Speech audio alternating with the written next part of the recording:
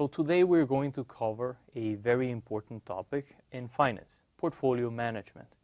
So whenever we think of investing in equity or investing in general, we usually think of stocks and we usually think of single assets. So let's start with an illustration that will help you comprehend the mechanics or the underlying concepts of portfolio management and what are the benefits and advantages of investing in a portfolio and how can we calculate these benefits, or even to choose what are the stocks or what are the assets which are more convenient to put together in a portfolio to get, of course, the maximum benefit of diversification. We will explain these concepts now. So let's start with the example of a single asset. Let's suppose that you go and you buy this stock, which is stock A, after a lot of research. And you really think this stock will give you very good returns. You're very happy with your stock. Your stock goes up when the market goes up, and it goes down when the market goes down. You're happy until the point that you realize you want to go on vacation. And while you're on vacation, of course, you're not going to be paying attention to the stock or to the market. So at this point, in order to solve your problem, you just get another asset or a second asset, which we will use for this purposes, we will use just gold. Now, let's assume that gold and stock A hold a perfect negative correlation, which we're going to define by rho of minus 1. Let's remind you, this is not the actual correlation between gold and stock. But we will use this as an assumption for the purposes of this illustration. Now, what does putting together stock A and gold means when you have a correlation which is perfectly and negative? It means that if your stock goes up, then gold will move down in the exact same magnitude. It also means that if your stock goes down, then gold will go up in the exact same magnitude as well. So, if the market moves in an undesirable direction, let's say that you're losing $10 in your stock, then gold is expected to increase and render a profit of $10. So the net impact of this market move is going to be 0.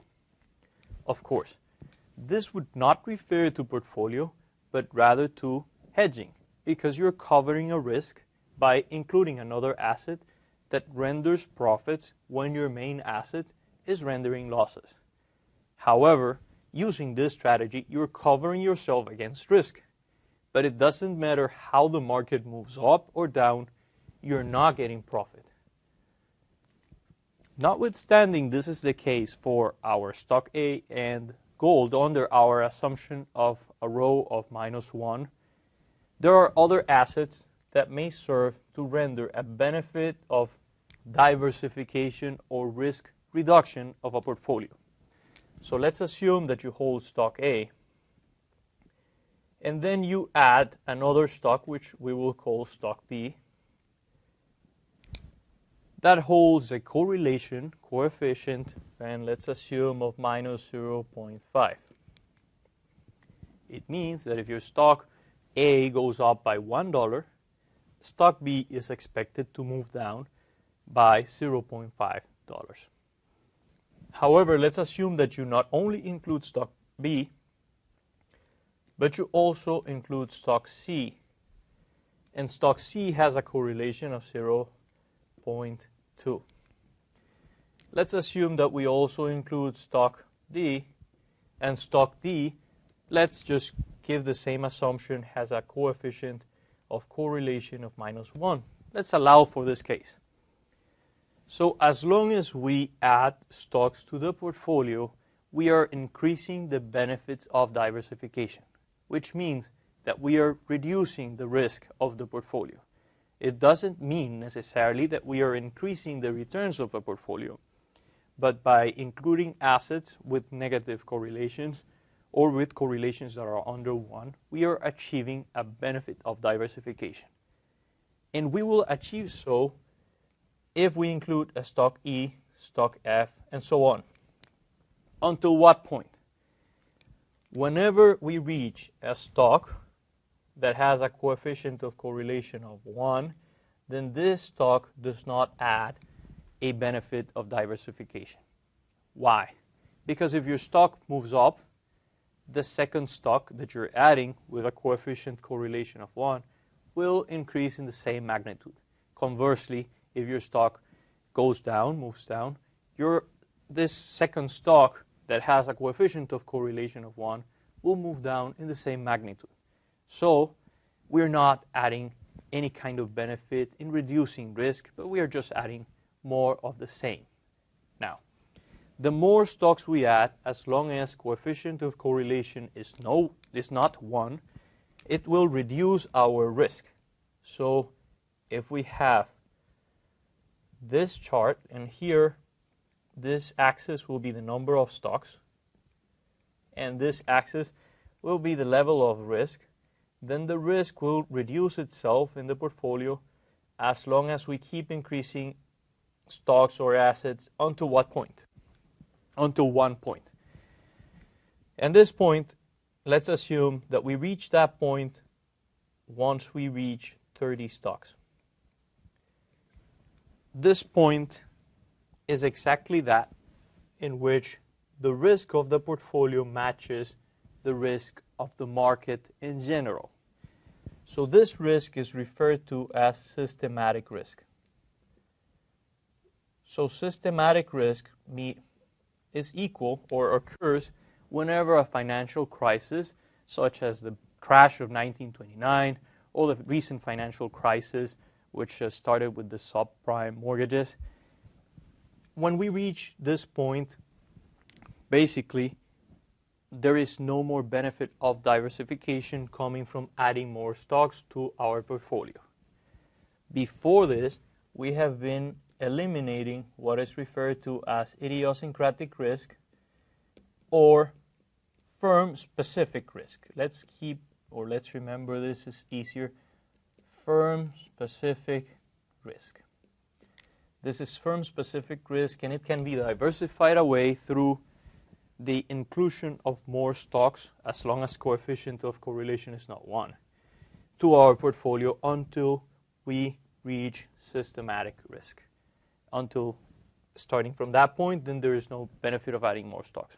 Now, let's take this to numbers and let's see how exactly in numbers we can enhance our portfolio by the inclusion of assets and how to decide which assets are convenient and which assets are not convenient to include in our portfolio.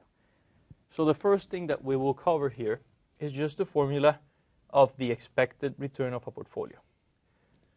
So the expected return of a portfolio is very simple, it's very straightforward. This is just a weighted average. So we will do weight of asset A, let's refer to stock A, times the return or the expected return or the average return of stock A. And then the weight of the second asset times the return of asset, the expected return of the second asset.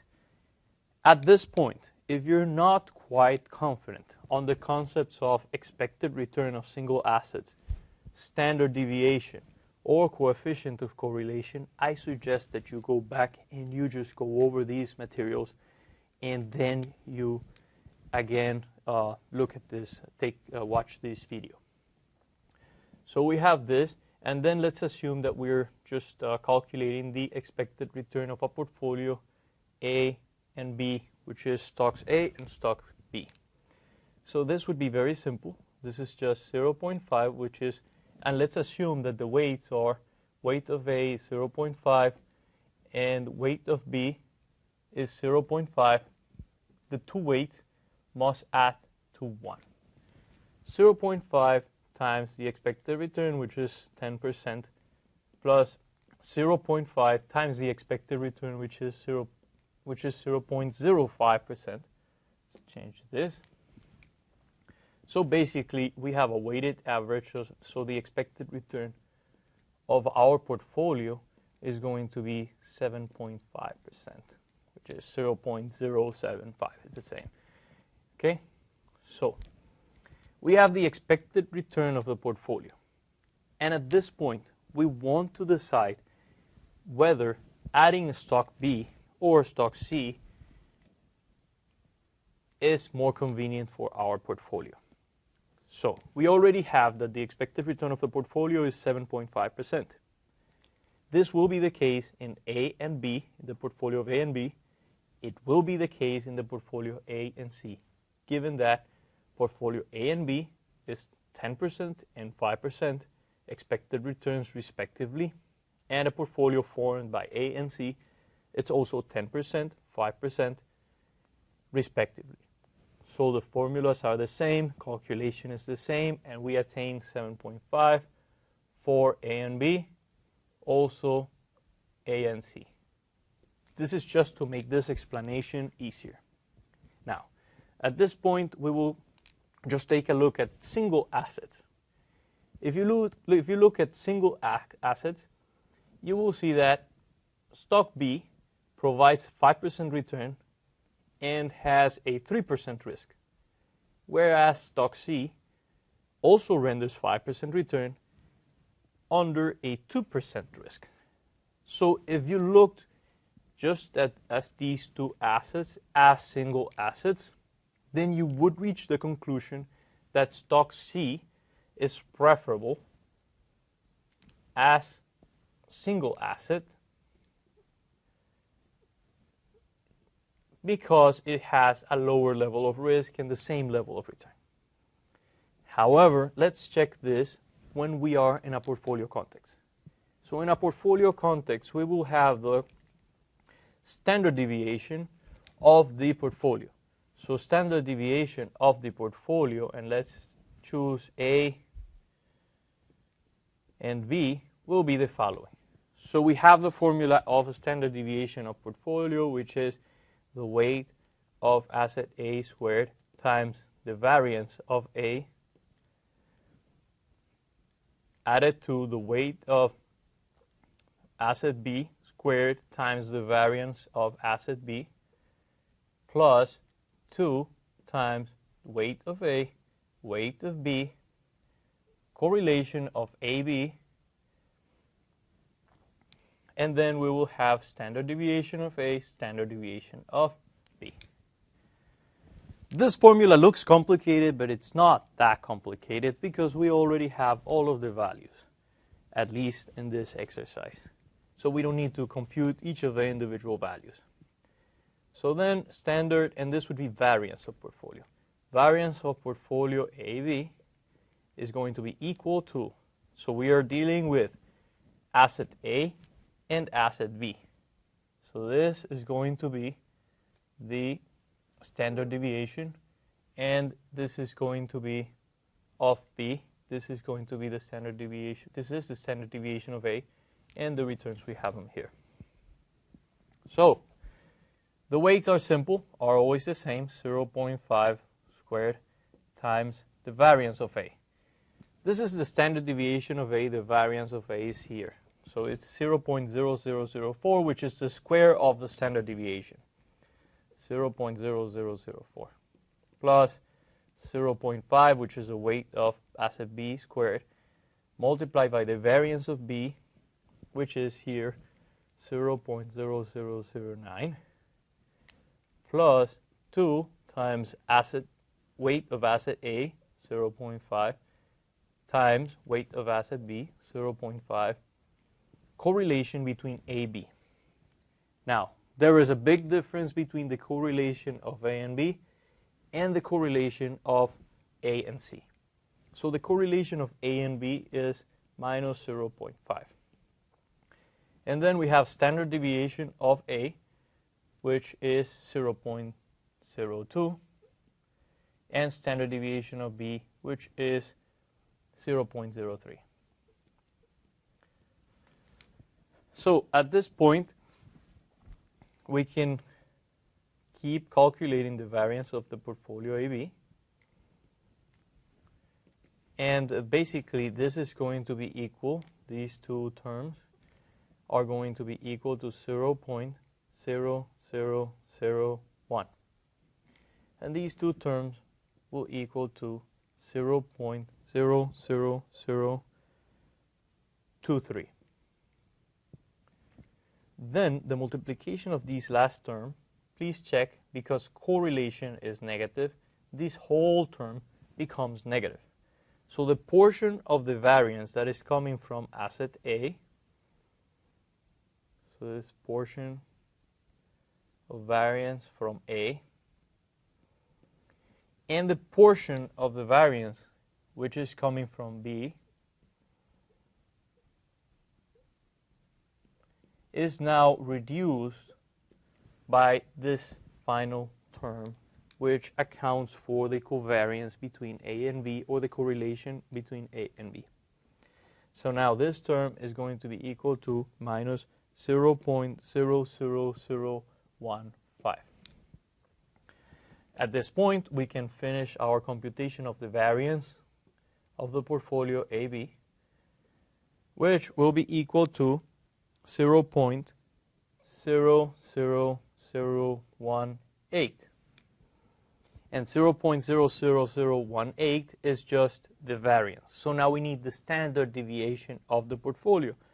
The variance is in a magnitude that we cannot interpret easily, so we always shift to standard deviation in order to compare return and risk of multiple or different investment choices. So in order to get the standard deviation, we just need to get the standard deviation of portfolio AB will be equal to the square root of the variance, which is 0.00018.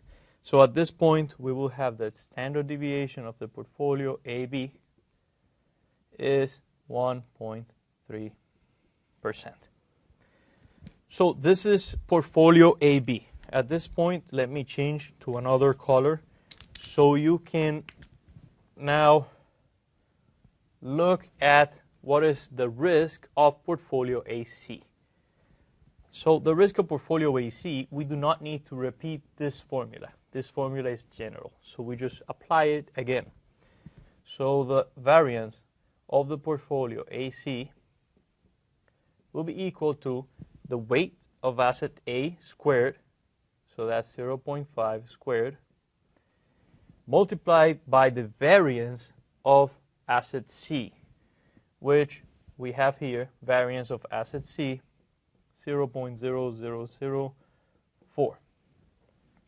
And then we will add this to the weight of asset C squared multiplied by the variance of asset C. And I'm sorry, this is actually the variance of asset A.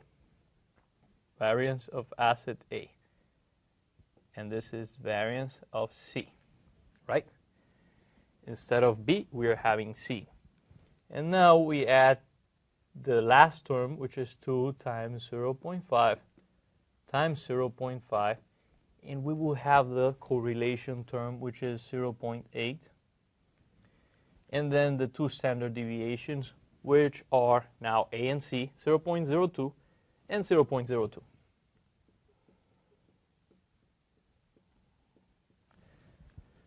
So at this point, we have already done this calculation of 0.5 squared times 0.0004 here. So we already know that the variance of portfolio AC, the first term, this, is going to be equal to 0.0001. This is the portion of the variance coming from asset A. Plus, this is the exact same calculation, so 0.0001, which is the portion of the variance that is coming from asset C.